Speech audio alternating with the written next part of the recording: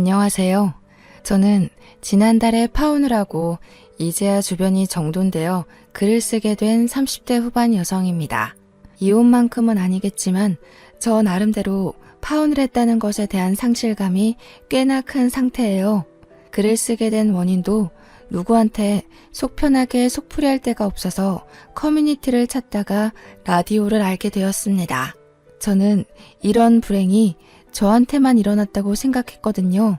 그런데 수많은 사연들 중 몇 개 골라서 들어봤는데 저 못지않게 파혼으로 아픔을 겪은 분들이 많더라고요. 살짝 위안도 되면서 한편으론 저처럼 봉변당한 분들의 상처가 안쓰럽기도 하더군요. 고충이 있더라도 이런 곳에 사연을 쓰지 않는 사람들도 많을 텐데 그런 분들까지 다 합치면 도대체 부당을 겪는 사람들이 얼마나 많은 걸까요? 세상살이 좀 행복하고 즐겁고 싶은데 그 단순한 것이 이렇게나 어려운 것인 줄은 몰랐네요. 저는 이번 파혼이 결혼 파투를 떠나서 사람 자체에 대한 신뢰에 대해 다시 생각하는 계기가 되었거든요. 제가 어떤 일을 겪고 하소연을 하러 왔는지 꼭 한번 들어봐 주세요. 제 개인적인 생각인데 결혼을 하려면 서로 간의 신뢰가 무조건 밑바탕으로 이루어져야 된다고 생각하거든요. 그런데 저는 결혼 시작도 하기 전에 배우자에 대한 신뢰가 떨어졌다는 거예요. 그럼 제가 배우자에게 미련이 남았다고 하더라도 그 관계는 끝내야 하는 게 맞는 거잖아요. 결혼이 엎어진 게 불과 한 달 전이기 때문에 솔직히 말하면 저는 여전히 예비 신랑에 대한 미련이 남아 있습니다. 그럼에도 불구하고 훗날의 불행을 무시할 수 없어서 파혼을 했어요. 이유는 간단하게 말씀드릴게요. 돈 문제였습니다. 사랑하는 사람과의 사이를 방해받는 장애물 중 손꼽히는 것 하나가 바로 돈 문제가 아닌가 싶은데요. 제가 바로 그 문제 때문에 걸려 넘어져 예비신랑과 헤어지게 되었습니다. 그래도 5년을 사귀고 결혼 약속을 하게 된 건데 5년 세월이 허무하게 돈 문제로 파혼을 하냐 그렇게 생각하는 분들이 있을지는 모르겠어요. 아마 결혼에 대해 환상을 갖고 있다면 그런 생각을 할지도 모르겠죠. 저는 예비신랑과의 결혼 생활에 로망이 있었지만 그렇다고 앞을 내다보지 못하는 성격은 아닙니다. 저희 친정과 시댁 이야기를 해볼게요.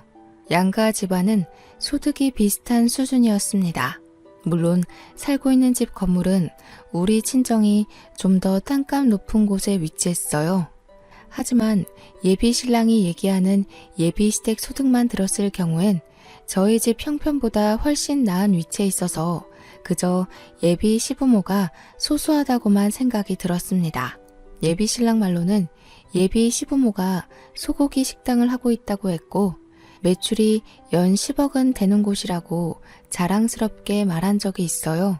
그래서 제가 당시 결혼하려고 모은 자금이 1억 8천 정도 된 것에 비해 예비 신랑이 한 9천 준비한 상태였더라도 딱히 예비 신랑이 돈이 없어서 못 모았다고는 생각하지 않았어요. 오히려 예비 시댁이 그만큼 돈을 버는데도 자기 힘으로 결혼 자금을 마련한 예비 신랑이 기특하기까지 했습니다. 예비 신랑의 효심을 본받아 저도 웬만하면 친정에 손 벌리지 않으려고 했죠. 그럼에도 집만큼은 친정에서 주는 호의를 무시하지 못했는데요. 저희 친정에서 전세로 세를 내놓은 집이 하나 있었거든요. 그 집이 건축도 얼마 안 됐고 집값 높은 아파트였어요. 세입자가 곧 만기 계약으로 집을 뺄 예정이었는데 친정 부모가 저희한테 그 집을 주겠다고 하는 겁니다. 저희가 모은 자금으로는 그 아파트 변두리에서도 살 수가 없는 마당인데 부모님이 싸게 주겠다고 하니까 그건 그야말로 좋은 기회인 거잖아요. 당분간만 제가 살고 있는 자취집에서 예비 신랑과 동거하다가 그 세입자가 나가면 그곳으로 이사 들어가면 되겠다고 생각을 했어요. 저는 신이 나서 그 계획을 예비 신랑에게 전달했습니다. 부모님 명의로 되어 있는데 집 나오면 우리가 그 집 살면 될 것 같아. 거기 15억 아파트거든? 부모님이 우리더러 같이 합쳐서 5억만 내면 집 주겠다고 하셨어. 완전 잘 됐지. 그러네. 너무 감사하다. 그런데 우리가 민폐인 건 아니겠지? 그렇게 큰 선물을 덜컥 받아도 되나 싶네. 우리니까 그런 싼 값에 그런 좋은 아파트 넘겨주시려는 거지. 자기야, 이건 완전 청약 당첨된 거나 마찬가지야. 우리 시작부터 너무 좋게 출발한다. 원래는 친정 부모님이 저희한테 아파트를 그냥 넘기겠다고 하셨어요. 하지만 부모님이 그 아파트를 저희한테 내주면 부모님 수중 수익이 줄거든요. 그걸 알고 있다 보니까 그냥 받는 건 마음이 좀 불편하더라고요. 아마 남편도 이 사실을 안다면 당연히 돈을 조금이라도 내고 들어가는 게 맞는다고 생각할 거라 믿었습니다. 이때만 해도 예비 신랑은 친정 부모님에게 고맙다며 예비시댁 가게에서 소고기라도 대접해야겠다고 너스레를 떨었어요. 그리고 저희는 당장 5억이란 돈이 없기 때문에 각자 부모님한테 갚을 생각으로 돈을 빌리기로 했습니다. 양가 부모님 다 2억 5천 정도는 빌려줄 수 있는 능력이 되시는 분들이었거든요. 그래서 당시에 예비 신랑도 예비 시댁에게 말해 2억 5천의 돈을 빌리겠다고 했었어요. 그때 시점에서 며칠 뒤에 15억 아파트 세입자가 빠질 예정이었는데 저희가 당장 목돈을 마련할 수 있는 여건이 안 되잖아요.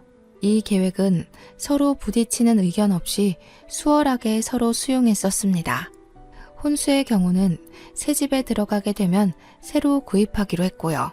그렇게 제 자취방에서 동거를 먼저 시작했는데요. 동거를 먼저 하게 된 것도 예비 신랑의 출퇴근 동선 때문이었어요. 예비 시댁에서 출퇴근을 하던 예비 신랑은 거리가 너무 멀어서 늘 피곤해하는 날이 많았어요. 그 때문에 제가 먼저 어차피 우리 결혼할 사이니까 동거를 하면 어떻겠냐고 제안을 했던 겁니다. 처음에는 그 말을 꺼내자마자 후회를 했어요. 너무 해픈 여자처럼 보였을까 봐요. 제가 너무 섣불렀나 싶어 어색하게 눈치를 봤는데 다행히도 예비 신랑이 고마워해 주더라고요. 정말 결혼까지 계획이 착착 진행되는 것 같아서 저는 개인적으로 결혼 준비 과정이 너무 즐거웠습니다. 먼저 결혼한 친구들과 연락하면서 신혼살림에 대해 상담이나 정보도 받으며 결혼을 기대했어요. 그런데요, 한날 예비 신랑이 좀 이해할 수 없는 말을 하는 겁니다. 자기야, 혹시 돈 좀 있어? 내가 이번 달 대출이자 낼 돈이 부족해서 그러는데 여윳돈 있으면 조금만 도와주라. 이런 부탁할 때가 자기밖에 없네. 대출? 자기 대출 받았었어? 이전에 그런 말 없었잖아. 그리고 월급날 저번 주였는데 그새 돈 다 쓴 거야? 대체 뭘 하다가... 내가 우리 미래 자금 때문에 적금을 넣고 있었는데 대출 받았던 거 금액을 높게 고정했지 뭐야. 대출은 작년에 받았었어. 차 사는데 목돈이 없었거든. 부모님한테는 차마 손 벌릴 수가 없어서 자기한테 이렇게 부탁하는 거야. 예비 신랑은 차 얘기로 둘러댔지만 왜인지 모르게 그게 다가 아닌 느낌이 들었어요. 평소 예비 신랑 모습과 달리 좀 조급한 자세로 비쳤기 때문이었어요. 게다가 저는 당연히 대출 빚이 있는 줄도 몰랐고 돈 빌려달라는 말을 하는 건 더욱 못 받기에 그날 좀 당황했던 기억이 납니다. 물론 이해하기까지도 다소 시간이 걸렸고요. 워낙 당황했던지라 별다른 의심까진 못했던 것 같아요. 그래서 돈을 빌려줬죠. 오죽 급했으면 나한테 말했을까 싶기도 했고 예비 시댁까지 사정을 알리고 싶지 않아 하는 예비 신랑의 자존심도 지켜주고 싶었어요. 제가 흔쾌히 빌려주니까 예비 신랑은 이미 그것만으로도 미안해서 고개를 들지 못했습니다. 미안해. 돈 문제는 사이가 가까울수록 더 조심해야 되는 건데. 걱정 마. 적은 돈도 아니고 이건 내가 꼭 갚을게. 너무 고마워 자기야. 우리 사이에 뭘 그렇게까지 미안해. 어차피 자기 돈이나 내 돈이나 훗날 우리 미래를 위해서 같이 쓸 돈인걸. 돈 필요하면 부담 느끼지 말고 말해줘. 혼자 끙끙 앓는 것보다 난 이런 것까지 다 공유하고 싶어. 그때 저는 정말 진심으로 예비 신랑이 돈 때문에 기죽는 게 싫었습니다. 저도 참 순수한 마음이었죠. 예비 신랑 배경이 돈이 없는 사람도 아닌데 저한테 몇백 빌리는 걸로 고개를 숙이는 것을 보니 그 순간만큼은 저희 사이가 왠지 남처럼 느껴져서 더 흔쾌히 돈을 내준 것도 있어요. 언제든지 도움 필요하면 말하라고 했던 것도 저희가 그만큼 가까운 사이라는 걸 예비 신랑이 알아줬으면 했었죠. 하지만 돈 빌리는 게 처음만 어렵지 두 번, 세 번 갈수록 요구가 쉬워진다는 걸 느꼈는데요. 예비 신랑이 제게 돈을 요구하는 날이 점차 늘어갔습니다. 그때마다 예비 신랑이 저를 찾아와 하는 변명은 가지각색이었어요. 부모님이 미성년자인 줄 모르고 술을 파는 바람에 2달 영업정지를 당해서 매출이 반토막 났다든지 목돈으로 건물을 사는 바람에 당장 권리금 낼 돈이 부족하다든지 엄마가 크게 사고가 났는데 여기저기 건물에 묶인 돈이 많다 보니까 수술비가 없다든지 등등이요. 예비 신랑은 자기를 좋아하는 제 마음을 너무 잘 알고 있어요. 그래서 제가 자신의 요구를 거절하기 난감한 이유들만 쑥쑥 골라 들먹이면서 제 돈을 빌려가는 날이 많아졌습니다. 저는 왠지 모르게 돈을 뺏기는 느낌을 받으면서도 예비 신랑에게 언제든지 도움 청하라고 뱉은 말이 있기 때문에 돈을 계속 빌려줬어요. 그리고 또 예비 신랑을 단연 믿기 때문에 돈 주는 것에 주춤거림이 없었죠. 그러다 보니 제 급여마저 예비 신랑에게 넘어가느라 빈털터리가 되었다는 걸 느꼈는데요. 하필 그날 예비 신랑이 또 돈을 빌려달라고 하더라고요. 자기야, 급한 건 알겠는데 이젠 우리 결혼 자금에 손대야 돼. 나도 빌려주고 싶지만 이번 달은 자기한테 월급까지 토막내서 빌려준 거야. 아, 그렇지. 우리 결혼 자금은 손대면 안 되지. 내가 자기 돈 빨리 갚아줘 줬어야 하는데 미안해. 이번엔 내가 알아서 해볼게. 예비 신랑을 돕고 싶었던 제 마음은 진심입니다. 호구처럼 보일 수 있어요. 저 스스로도 예비 신랑을 너무 좋아했기 때문에 호구가 맞았다고 흔쾌히 인정하고 있거든요. 그러나 저는 결혼 자금까진 건들고 싶지 않았습니다. 그래서 처음으로 예비 신랑의 요구를 거절을 했어요. 그리고 그 뒤로 예비 신랑은 약속했던 대로 제게 조금씩이라도 돈을 갚아나가기 시작했습니다. 며칠 뒤 저희는 드디어 15억 아파트에 있던 세입자가 나가서 이사를 할 수 있게 되었어요. 아직 저희가 식은 올리지 않았지만 이왕 아파트가 나온 거 이사를 들어가 살기로 얘기를 했었잖아요.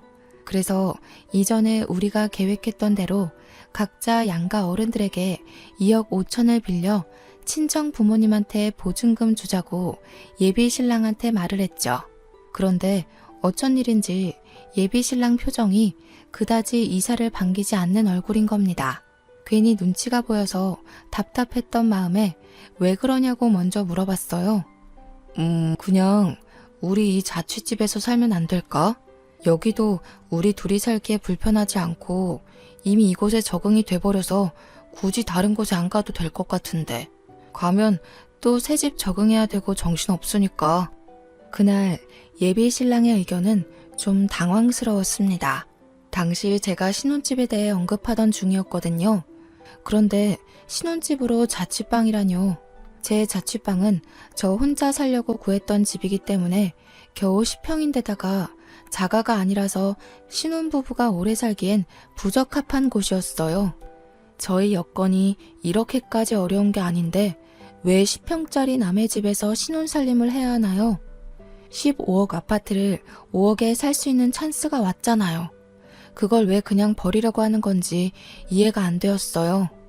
당시 저는 예비 신랑의 뜬금없는 고백 때문에 뒤통수를 맞은 것처럼 머리가 얼얼했습니다. 예비 신랑의 의중을 몰라서 뭐라고 설득을 해야 될지도 몰라 머릿속이 새하했어요. 갑자기 왜 그러는 건데?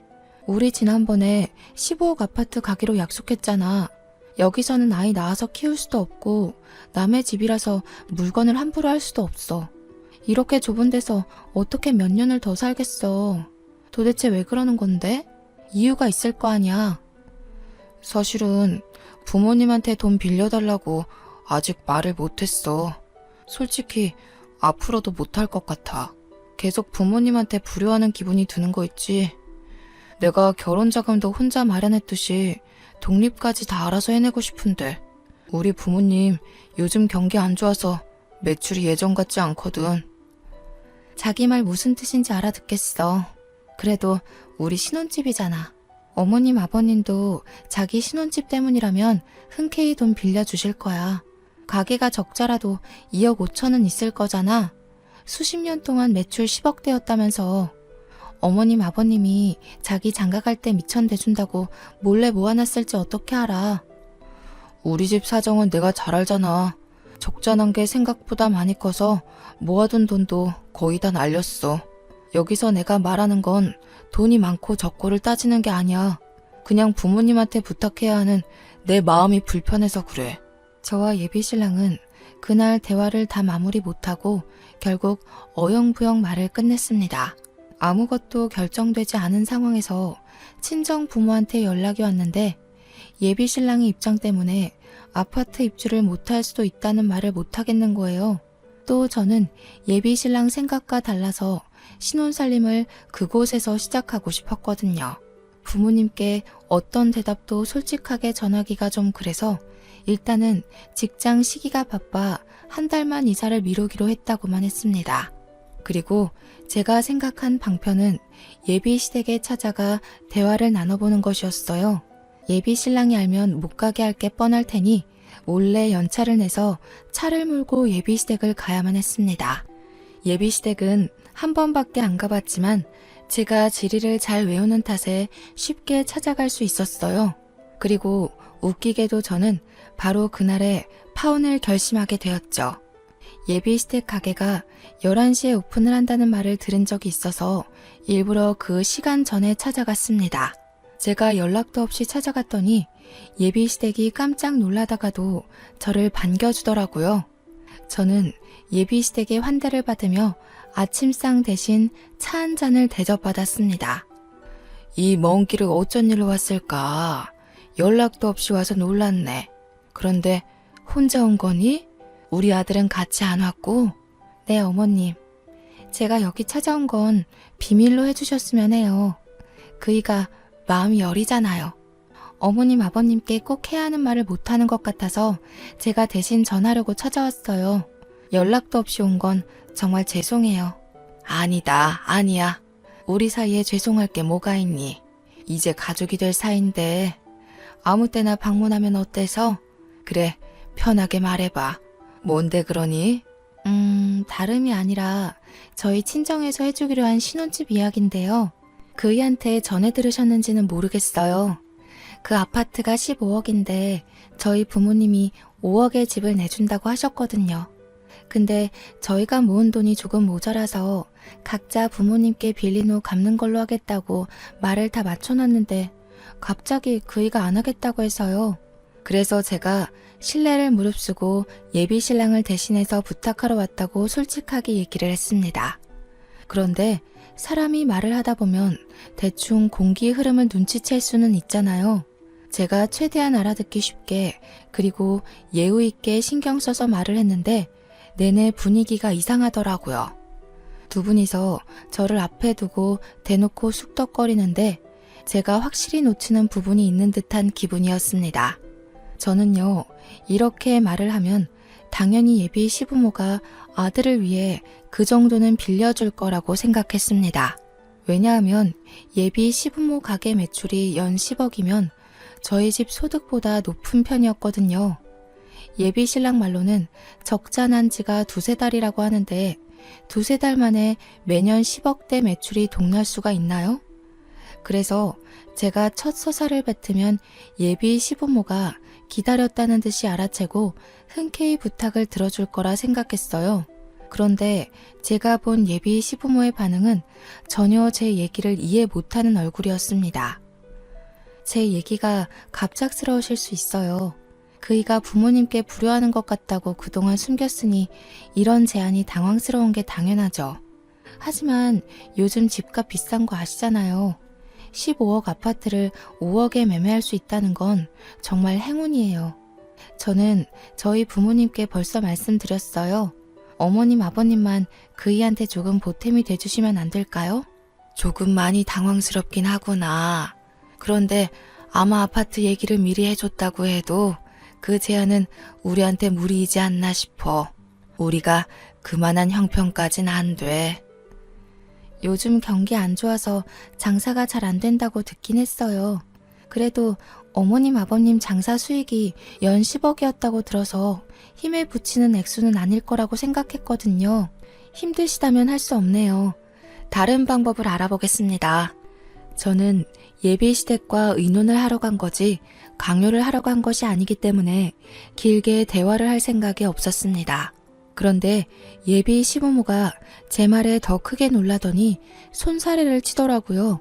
처음엔 제가 알아서 해결해보겠다는 것을 저지하는 줄 알았습니다. 근데 듣다 보니까 그게 아니라 연 10억이라는 것에 놀라서 손을 내젓는 거더라고요. 이게 다 무슨 소리니? 연 매출 10억? 장사는 또 뭐고 듣도 보도 못한 소리다. 우리 아들이 그러더니? 그럴 리가 없을 텐데. 우리는 그런 집안이 아니야. 그러니까 예비 시모가 주절주절 설명하는 걸 간략하게 정의하자면 예비 시부가 과거에 사업을 2개 정도 했었는데 그 사업이 어려워지면서 억대 빚이 있는 상황이라고 했습니다. 예비 시모가 이왕 이렇게 된 거 저랑 예비 신랑이 결혼할 사이니까 자기네 집 사정을 다 얘기해 주겠다면서 하는 말이 제가 예비 신랑한테 들었던 예비시댁 형편과는 전혀 딴판이었어요. 말했다시피 예비시댁에는 억대 자산이 아닌 억대 빚이 있는 상황이었고 소고기 가게를 운영한 적도 없으며 당시 벌고 있는 수익이 적어서 예비 신랑이 주는 생활비까지 보태어서 근근히 지내고 있다고 합니다. 살고 있는 집도 전세 대출받아 마련한 집이라고 했고요. 그래서 우리가 늘 아들 걱정 때문에 마음이 안 좋았어. 부모가 돼가지고 자식한테 남겨줄 게 빚밖에 없으니 하루도 발 뻗고 자지를 못했다. 그게 너무 미안했는데 너처럼 상냥하고 배경 좋은 며느리가 들어와 준다길래 얼마나 고맙게 생각했는지 몰라. 그러니까 말이야. 우리가 말년에 복이 있을 사주였나 봐. 며느리 하나 잘 들어와서 며느리 덕도 보고 팔자 피게 생겼으니 복권이나 다름이 없지. 아직 혼인신고도 안 했는데 우리 빚 갚는데 보탬이 되어주니 너무 고맙다 아가. 예비 시부모가 밝혀주는 형편에 넋을 놓고 할 말도 없었습니다. 그런 와중에도 이해 안 되는 말이 하나 더 있었는데 제가 빚 갚는 데에 보탬이 되어주었다는 예비 시부의 말씀이었어요. 저는 예비 시부모의 형편을 몰랐기 때문에 보탬이 된 적도 없고 뭘 도운 적도 없거든요. 그런데 그게 무슨 말인가 싶었는데 알고 보니 예비 신랑이 제게 빌려간 돈을 예비 시부모한테 다 갖다 바치고 있었지 뭡니까. 생활비며 대출이자며 제 돈이 안 닿는 곳이 없었더라고요. 정말 충격이었습니다. 예비 시부모는 그걸 제가 당연히 나서서 해줬다고 생각하고 있었으니 저한테 낯빛 하나 안 바뀌면서 얘기를 한 거겠죠. 저는 여차저차 예비 시부모한테 인사를 올리고 도망치듯 급하게 나섰습니다. 예비 신랑한테는 알리지 말아달라고 한 번 더 부탁을 하고서 말이죠. 당시 귀가 낄 내내 제 머릿속은 어지러웠습니다. 어디서부터 잘못되었고 어디서부터 이 문제가 시작된 건지 도무지 모르겠더라고요. 수많은 물음표 중에서 저를 가장 혼란스럽게 했던 건 예비 신랑이 예비시댁 형편을 숨긴 것도 아니었고 예비시댁에 억대 빚이 있다는 것도 아니었어요. 예비 신랑이 저를 속이고 돈을 갈취했다는 사실이 제겐 가장 큰 충격이었습니다. 차라리 모든 걸 솔직하게 말하고 돈을 빌려달라고 했다면 배신감이 이보다 덜하지 않았을까요? 저는 예비 신랑을 사랑했기 때문에 믿었기 때문에 모든 걸 내어줄 준비가 되어 있던 사람이었어요. 그런데 예비 신랑은 어느 순간부터 저를 돈 나오는 구멍으로 봤다는 거잖아요. 그렇지 않고서야 얼굴에 철판 깔고 갖가지 이유를 지어내며 돈을 빌려가진 않았겠죠. 그러니까 예비 신랑한테 저는 그저 돈 잘 주는 호구였던 것 같습니다. 예비 시댁에서 제 자취집으로 당도하기까지는 1시간 30분 정도가 걸렸습니다. 그 짧은 시간이 소요되고 집에 도착을 했을 땐 예비 신랑을 향한 제 마음이 꽤나 식어버린 상태였어요. 저는 예비 신랑이 퇴근할 때까지 집에서 묵묵히 기다렸습니다. 처음엔 당혹했고 나중엔 부정을 했는데 집에서 사태를 정리하는 내내 남은 감정은 분노뿐이었습니다. 예비 신랑이 제게 했던 말, 그게 전부 거짓이었다는 것도 화가 났지만 그걸 떠나서 저를 무려 5년을 속인 거 아닙니까? 그것 자체만으로 저는 예비 신랑에게 신뢰를 다 잃었고요. 예비 시댁에 돈을 갖다 바친 걸로 모자라 개인적으로 꿀꺽한 돈도 있다고 하니까 속에서 천불까지 나더라고요. 저는 예비 신랑을 기다리는 동안 속에 받치는 분통이 갑갑해서 결국 베란다 창문까지 열어야 했습니다. 당시 날씨가 꽤 쌀쌀했거든요. 그런데도 제가 얼마나 열이 받았으면 그 찬기운마저도 살이 아린지 모르겠더군요. 그렇게 한참 동안 베란다 앞에서 머리를 식히며 지난 5년의 기간을 되내고 있었습니다. 그런데 예비 신랑이 퇴근 시간이 다 되었는데도 기가가 늦어지는 겁니다. 시간을 확인하려고 거실로 들어가려던 차에 베란다 밖에서 익숙한 목소리가 들려왔습니다. 건물도 가지고 있으면서 15억 아파트 줄 거면 그냥 공짜로 내줘야 되는 거 아니냐? 자식이 결혼한다는데 5억을 꼭 받으시겠단다. 심지어 여자친구는 자기 부모님한테 손 벌리기 싫다고 5억을 흔쾌히 해가겠다고 했대. 나 같으면 돈 좀 있는 부모님 덕 실컷 볼 텐데. 진짜 있는 애들이 더 유난이더라니까. 순간 제가 잘못 들은 줄 알았습니다. 하지만 제 귀가 5년 연인의 목소리를 모를 리 없었고 저의 육감이 그 목소리가 예비 신랑의 것이 맞는다고 가리키고 있었어요. 그 뒤로도 예비 신랑은 통화를 길게 이어갔는데요. 제가 알던 사람이라고는 볼 수 없는 어마어마한 사치꾼이더라고요. 예비 신랑 입에서는 말 나오는 족족, 재산 얘기, 돈 얘기 등등 제 친정 재력에 대한 욕심밖에 없었습니다. 예비 시부모한테 손 벌리기 싫어서 자취집에 신혼 차려도 좋다던 사람 어디 갔는지 모르겠더군요. 예비 신랑도 15억 아파트에 갈망을 갖고 있었는데 들어보니 그 욕심이 저보다 훨씬 강하더라고요. 5억 마련할 돈이 없으니 그저 그 집을 공짜로 받고 싶어서 여태 연기를 한 거였어요. 그렇게 효자인 척 소소한 것에 만족하는 척을 하면 끝내 제가 친정 부모님한테 말해서 자기 몫의 5억까지 빌려줄 거라 생각했나 봅니다. 그날만을 기다리고 있다는 뻔뻔한 소리까지 하는데 얼마나 기가 차던지. 예비 신랑이 쥐뿔도 없는 걸 알아버려서 그런지 통화 내용뿐만 아니라 5년 동안의 예비 신랑 이미지가 전부 거지 근성으로 보이기까지 했습니다. 저는 그 이후 더 이상 예비 신랑 통화를 엿듣지 않았어요. 그것만으로도 충분히 예비 신랑의 실체를 알았고 제가 앞으로 행동을 어떻게 취해야 하는지도 알 수 있었거든요. 예비 신랑이 바로 1층 화단 앞에 서 있었는데 저는 그걸 그냥 두지 못하고 냉장고에 있는 콜라를 가져와서 부어버렸습니다. 통화를 하다 말고 소리를 지르며 콜라 사례를 처맞던 예비 신랑이 뒤늦게 올려다봤을 때 저는 들고 있던 페트병을 던졌고 예비 신랑은 제 얼굴을 확인 못하고서 면상을 전통으로 맞았습니다. 얼마 뒤 예비 신랑이 쫄딱 젖은 채로 열을 내면서 집에 들어왔더라고요. 콜라 단내를 풀풀 풍기면서 잔뜩 짜증이 난 얼굴이었는데 저더러 이 원룸 건물에 미친놈 산다면서 자기가 당장 경찰을 불렀다고 했습니다. 경찰을 불렀다라. 제 입장에선 오히려 잘됐다 싶었어요. 저는 그대로 주머니에 있는 폰으로 몰래 녹음 기능을 켰습니다. 자기 나한테 갚아야 될 돈 있지? 내 통장에 기록이 다 기재되어 있어서 얼마 빌려간 건지 모르겠으면 내역 뽑아줄 수도 있어. 근데 그거 정말 갚을 거야? 당연하지. 갚을 거라고 했잖아. 우리가 아무리 가까운 사이지만 어떤 관계는 돈 문제는 확실히 해야 돼. 신뢰의 가장 기본되는 부분 아니겠어? 그래, 돈 문제가 신뢰의 대표적인 예시이긴 하지. 갚는다는 약속해줘서 고맙네. 갚을 의사가 있다는 걸 표현만 했다면 차용증 없어도 법적으로 보호받을 수 있다더라. 이제 짐 싸서 나가줘. 제 말을 단번에 이해 못하던 예비신랑은 안 그래도 콜라 때문에 짜증이 나는데 제가 다짜고짜 나가라고 하니까 더 언짢은 얼굴을 만들어냈어요. 그러면서도 여느 때처럼 제 기분을 먼저 생각해주는 착한 남자친구 역할을 하려고 억지로 입꼬리를 올리더라고요. 애써 고운 목소리로 무슨 말 하는 거냐고 제 말을 부정하는데 예비신랑 처지가 딱 물에 빠진 생쥐꼴이라서 우습더군요.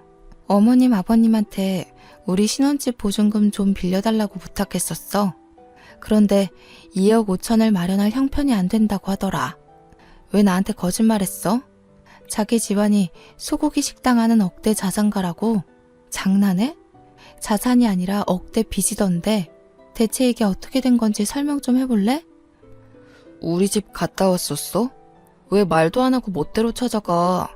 아무리 가까운 사이라지만 우리 아직 결혼하지도 않았잖아.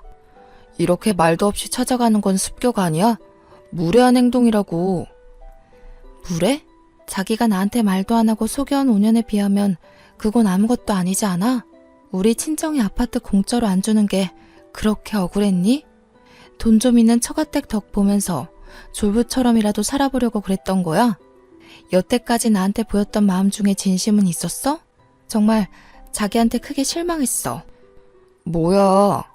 자기가 나한테 콜라 뿌린 거야? 미쳤어?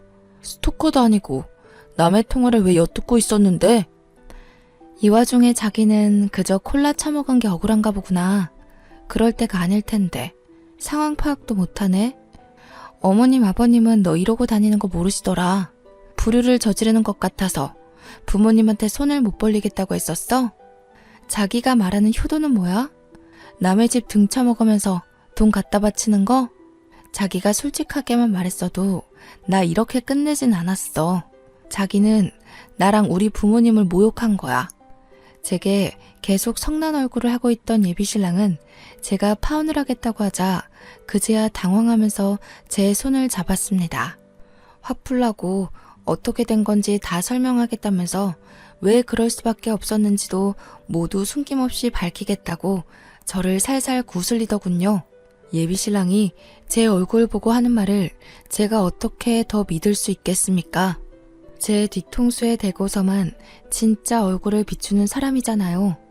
콜라 범벅된 예비신랑의 손을 내친 저는 대답 없이 손수 현관문을 열어줬습니다. 그대로 예비신랑을 밖으로 내몰았어요. 제발 자기야. 남자가 빈털털이라고 하면 자기가 안 만나줄까봐 거짓말 좀 한 거야. 그게 그렇게 잘못이야? 남자의 순정은 앞뒤 상황 안 보고 그렇게 돌진할 수도 있는 거라고. 나 정말 자기한테 진심 아니었던 적이 없어. 어머님 아버님이 나더러 뭐라는지 알아?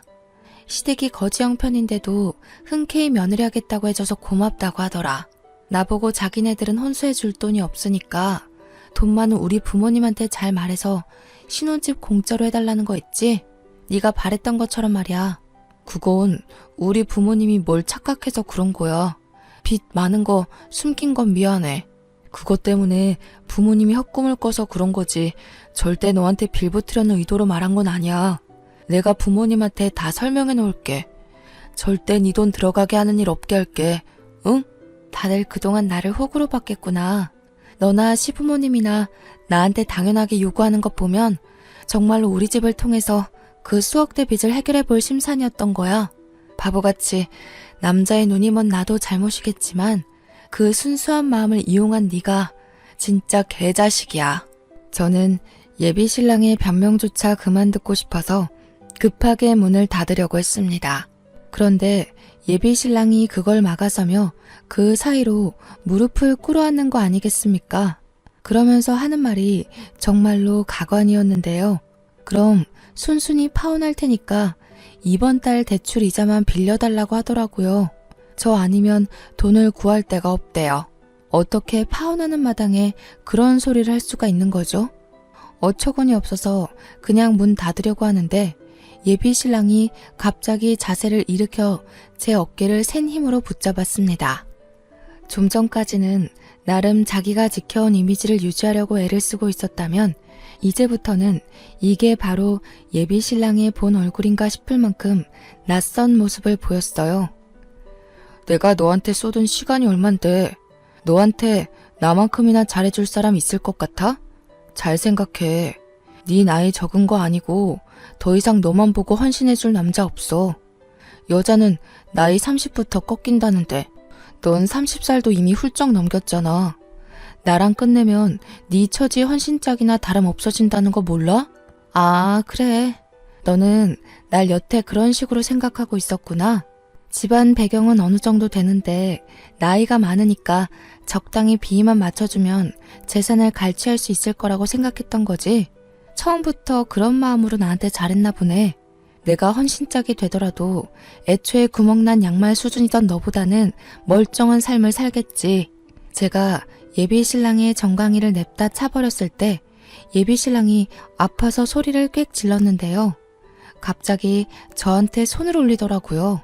자기도 더 이상 저한테 참아주기 싫다면서 다 망해버린 마당에 자기 분한 마음이나 풀어야겠다고 제 얼굴에 손을 대려고 했습니다. 그런데 하늘은 제 편이었던 거죠. 때마침 예비 신랑이 신고했다던 경찰이 왔고 저는 경찰한테 도와달라 소리치며 예비 신랑이 나를 스토킹 당한다고 잡아가 달라 했어요. 그랬더니 예비 신랑은 2명의 경찰에게 강하게 연행되어 1층으로 끌려갔습니다. 예비 신랑은 질질 끌려가면서도 저한테 욕짓거리를 내뱉었어요. 비록 모든 게 사기였지만 그래도 한때 제가 5년을 사랑했던 남자였는데 예비 신랑에게 욕을 가득 먹으니 기분이 참 생소한 거 있죠. 그러고 보니 5년을 연애하면서 예비 시부모 가게에 딱 한 번 가봤는데 그것도 남의 식당이었네요. 파혼을 하고 난 뒤에 한 번 그 가게를 찾아간 적이 있었는데요. 멀찍이서 지켜보니까 시부모가 그 소고기 가게에서 일을 하곤 있었지만 식당 사장님은 따로 있었고 2분은 그냥 직원으로 일하고 있더라고요. 그걸 저는 시부모님 가게라고 거하게 착각한 거였어요. 어쩜 제가 의심을 한 번 안 했었는지 모르겠네요. 하긴 어느 누가 매사에 탐정 모드로 의심하면서 살겠습니까? 제가 예비 신랑에게 너무 큰 마음을 주었고 많이 의지했던 탓을 해야겠죠. 이제와 돌이켜 생각해보니 예비 신랑 행동에는 참 수상한 것들 투성이었어요. 특히 예비 시부모랑 저를 잘 못 만나게 했거든요. 예비 신랑은 항상 예비 시부모가 바쁘다는 이유로 자기 부모님한테 방해되고 싶지 않다면서 딱 한 번 데려가 준 게 다였습니다. 그때도 이상함을 감지했어야 하는 건데 후회스럽네요. 제가 봐도 제 눈치가 많이 둔했던 것 같아요. 어쨌든 저는 단 하루 만에 파혼을 고민했고 결정지었습니다. 억대 빚이 있는 집안 때문에 저희 친정에까지 피해를 줄 수 없으니 파혼이 맞겠죠. 예비 신랑은 경찰에 끌려간 이후로 제게 찾아오질 않았어요. 진득하게 들러붙을 줄 알았는데 무슨 생각인지 발길을 완전히 끊어버렸더라고요. 아마 갚아야 될 돈 때문에 어떻게든 머리 굴려 금액을 깎으려고 계획 중일지도 모르겠어요. 저는 무조건 법의 힘을 빌릴 생각입니다. 변호사 선임할 여건이 안 되는 것도 아니고 제게 불리한 조건은 아무것도 없기 때문에 두렵지 않거든요. 아니나 다를까 한 2주 지났나? 예비 신랑이 제 주변을 어슬렁거리기 시작했는데요. 연민작전을 펼치기로 했나 봐요. 자기 부모님까지 팔아가면서 저한테 동정을 끌어내려고 애쓰더라고요. 자기 부모가 나를 보고 싶어 한다. 건강이 안 좋다. 마지막 가는 길 소원이 나랑 결혼하는 거다. 별소리를 다 하면서 제 퇴근길을 계속 막은 적이 있습니다. 이미 파혼한 지 2주나 지났는데 제발 저더러 파혼을 물러달라고 앞으로 더 잘할 거고 돈 빌려달라는 소리 안 하겠다면서 절대 저한테 피해 안 주겠다고 하는데 이거 제가 믿을 수 있겠습니까? 무려 5년을 속인 사람이 하루아침에 반짝하고 변하겠냐고요. 예비 신랑의 집착은 제가 일 쉬는 날까지도 이어졌는데 집 앞에 찾아와서 같은 말로 계속 사정을 하는 겁니다. 할 수 없이 저는 또 경찰에 신고를 해야 했습니다. 제가 자취집 계약 기간이 남아서 당장 이사를 나갈 수가 없는데 자꾸 이렇게 찾아오도록 내버려 두면 나중에 무슨 해코지를 할지 모르잖아요. 도무지 예비 신랑의 근성이 꺾일 생각을 안 차 저는 복도에 CCTV를 달아서 예비 신랑 행동을 모조리 녹화했습니다. 그리고 그걸 예비 시부모한테 보내고 SNS에는 스토킹 영상으로 올려버렸어요. 경찰에도 신고해서 증거 영상으로 제출했더니 접근 금지 명령이 떨어지더라고요. 그동안 빌려줬던 돈은 다행히도 무사히 돌려받을 수 있었습니다. 역시나 예비 신랑 음성 녹음이 법적 효력이 되어서 처리되는 데 문제가 없었거든요. 모든 게 정리가 되었다고 생각했을 무렵 예비 시모한테 한 번 전화 온 적이 있었는데요. 예비 시모마저 저를 설득하려고 연락을 했더라고요. 나는 정말 너희 둘 사이에 그런 사정이 있었는지도 몰랐다. 우리 애가 나쁜 마음으로 그러진 않았을 거야. 집에서 네 자랑을 얼마나 많이 했었는데 한 번의 실수라고 생각하고 이번만 용서해주면 안 되겠니? 우리 애는 정말 너 없인 못 살아. 지금 일도 억지로 다니고 있어. 죄송해요. 그이는 저한테 단 한 번도 진심이었던 적이 없다는 걸 느꼈어요. 여기서 제가 용서를 해버린다면 저랑 저희 친정은 정말로 천치가 돼버려요. 저도 부모님께 불효는 하기 싫네요. 제가 손해보는 결혼을 한다면 부모님이 많이 속상할 거예요. 제 말을 이해하기 싫은 건지 예비 시모는 마치 예비 신랑처럼 끈질기게 매달렸습니다. 근데 예비 시모도 왠지 제 돈이 아쉬워서 붙잡는 것 같은 느낌이 들더라고요. 제 돈으로 빚을 조금씩 청산하고 있었는데 더 이상 제 도움이 없으니 다시 빠듯해서 잡는구나 싶었어요. 저는 결국 더 이상 예비 시모의 징징거림을 듣지 않고 죄송하다는 말만 한 뒤에 끊어버렸습니다. 제가 이 모든 것을 결혼하고 혼인신고한 뒤에 겪었다면 어쩔 뻔했습니까? 제 결혼이 엎어졌다는 것 자체는 무척 속상하지만 파혼으로 마무리 지을 수 있었던 걸 감사하게 생각하려 합니다. 그런데 한편으론 왜 하필 내게 이런 일이 일어났고 내가 파혼으로 안심을 해야 되는 경험을 했을까? 세상이 원망스럽기도 했네요. 무사히 결혼할 수는 없었나 싶기도 하면서요. 결혼 준비는 참 힘들고 어려운데 결혼 엎어지는 건 물 쏟는 것처럼 참 쉬운 것 같습니다. 누군가는 천운으로 받고 누군가는 안타깝게 봐줬던 저의 파혼 과정은 이렇게 끝을 맺었습니다. 5년간 하루 이틀 아니고선 매일 붙어있던 사람이 없으니까 좀 허전하긴 한데요. 그래도 예비 신랑의 실체는 용서할 수 없을 만큼 저에게 큰 깨달음을 주었어요. 이 기억을 완전히 잊기엔 안타깝게도 제 나이가 좀 찼기 때문에 완벽히 지울 수는 없을 것 같아요. 곧 40을 바라보는 제가 아픈 기억을 세월로 덮어버릴 수 있는 어린아이의 나이는 아니니까요. 그래도 제가 그 사람을 평생 기억하면서 계속 성숙해지지 않을까 싶습니다. 이미 그 계기가 되기도 했네요. 제 이야기가 조금 시시하셨을지도 모르겠어요. 저보다 더한 고충 겪는 분들이 많기도 하던데 각자의 고충은 비교를 하는 게 아니라지만 그래도 제가 살짝 더 나은 사정에서 쉽게 해결이 되지 않았나 싶습니다. 그럼에도 누군가에게 배신을 당했다는 사실은 좋게 합리화하려고 해도 많이 아프네요. 제가 씩씩한 척 아무렇지 않게 사연을 작성하긴 한데 아직도 입맛이 없어서 밥을 잘 못 먹고 있어요. 갑자기 세상에 혼자 동떨어진 느낌이 드문드문 올라오더라고요. 그래도 이런 기회를 통해 마음속 이야기를 할 수 있어서 좋았네요. 이런 얘기 친구들한테도 사실 하기 조심스럽거든요. 분명 친구들이 저더러 바보라고 욕할 것 같아서요. 어쨌든 전 계속해서 극복해 나갈 예정입니다. 그래서 지난주에 요가 학원도 등록했어요. 마음 정돈하는데 좋을 것 같아서요. 다들 크든 작든 배신 안 당해본 경험 없을 거라 생각합니다. 내가 무너진다면 그것이야말로 완벽한 패배가 아니겠어요? 모두들 파이팅 하셨으면 좋겠어요. 감사합니다.